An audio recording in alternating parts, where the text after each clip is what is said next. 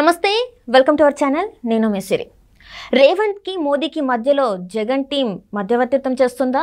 So ఈ అంశాన్ని మనకి ఇంకా క్లుప్తంగా వివరించడానికి మనతో పాటు ఉన్నారు టీడీపీ స్పోక్స్ పర్సన్ సూర్యదేవర లత గారు. నమస్కారం మేడం. నమస్తే మేడం. ఇప్పుడు చూస్తుంటే మోదీ గారికి రేవంత్ రెడ్డి గారికి మధ్యలో జగన్ టీం అంటే ఇంతకు ముందున్న అంటే జగన్ టీంలో ఉన్న ఒక వ్యక్తి మధ్యవర్తిత్వం చేస్తున్నారా, కోవట్టులాగా ఏమైనా?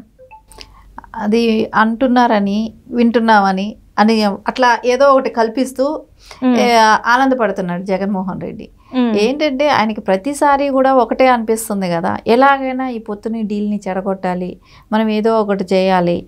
సో ఒక్కొక్కసారి విజయసాయి రెడ్డి గారిని పంపించి దీన్ని ఎట్లాగైనా పొత్తులు ఉండకూడదు, సో ఉంటే ఎలాగైనా డెఫినెట్గా ఓడిపోతాం అనే ఒక భయంతో ఇలాంటి పొంగులేటి గారిని తీసుకొచ్చారని చెప్పి ఆయనతో మధ్యవర్తిత్వం మాట్లాడిస్తున్నారని.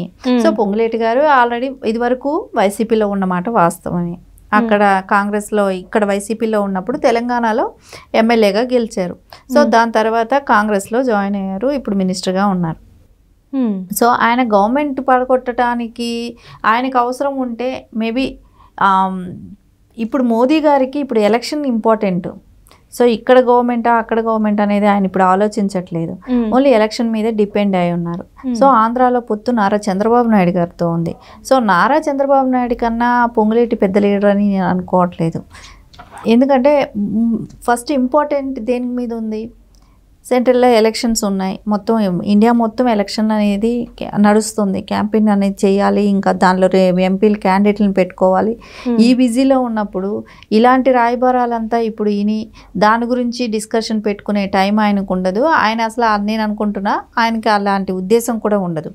సో ఈ జగన్మోహన్ రెడ్డి ఏంటంటే ఏదో ఒకటి కల్పించటం, ఏదో ఒకటి డైవర్ట్ చేయటం, ప్రజల దృష్టిని అంటే పొంగులేటి నా మనిషి కాబట్టి జగన్మోహన్ రెడ్డి నాతో టచ్లో ఉన్నాడు అనే ఒక దీనిని తీసుకురావడానికి చూస్తున్నాడు, ట్రయల్ చేస్తున్నాడు.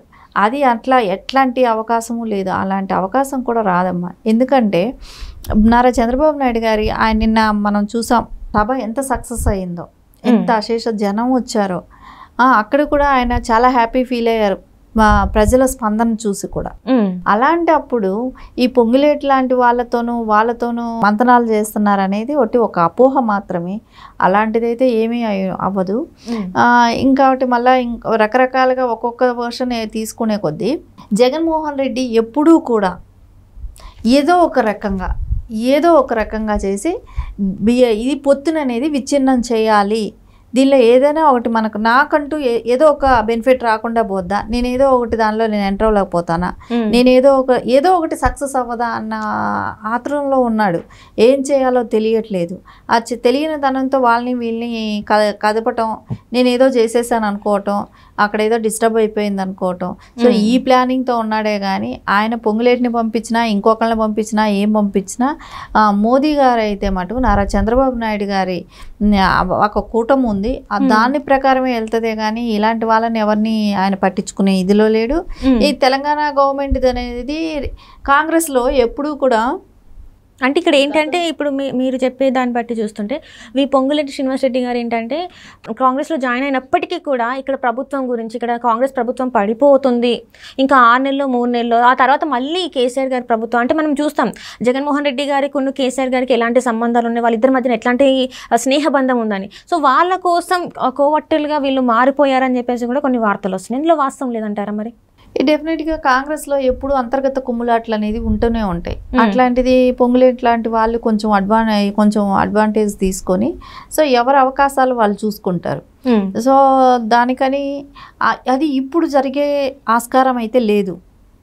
అది తర్వాత ఎలక్షన్ తర్వాత ఏమైనా జరుగుతుందా జరగదా అనేది అది డౌట్. ఎవరు కూడా అది కన్ఫామ్ జరుగుతుంది జరగదు అనేది కూడా ఎవరు చెప్పలేరు. ఎందుకంటే కాంగ్రెస్లో గతంలో ఎప్పుడు కూడా సంవత్సరం 6 నెలలకి సీఎంలు మారటాలు అలాంటివి ఉండేది.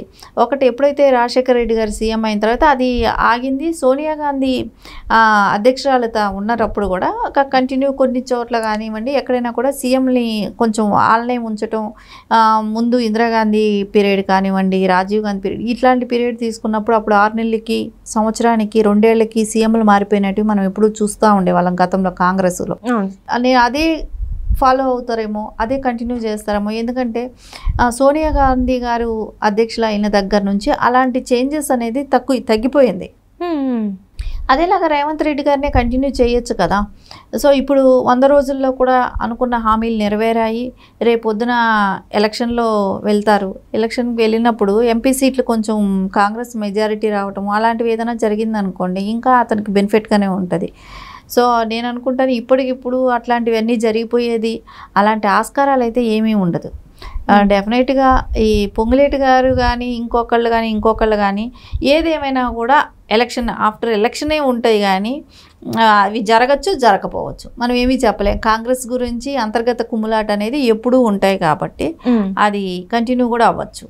అందుకే అంటే నిన్న జరిగిన సభలో మనం చూస్తే ఆంధ్రాలో సభ అయితే జరిగింది.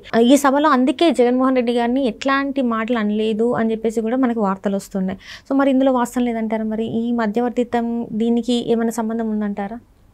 అలాంటిది ఏమీ కాదమ్మా. ఇప్పుడు ఫస్ట్ ఒక సభ అయింది, ఇంకా రేపొద్దున ఇంకా ఎన్ని సభలు ఉంటాయి.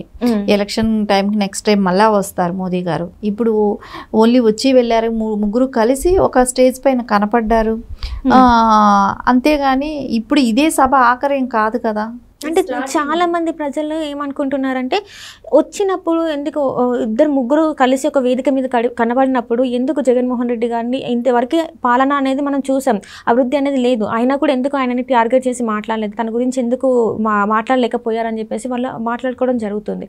సో మరి ఎలా చూడాలి మరి ఇది అంతా కూడా అమ్మా ఏదో ఒకటి పట్టుకొని లాగటం ఇచ్చేయటం తప్ప కానీ దీనిలో అంత పెద్ద ఇదేం కనపడటం లేదు. అక్కడ అన్నారు కదా ప్రభుత్వ వ్యతిరేక ఓటు ఏది కూడా చీలకూడదు.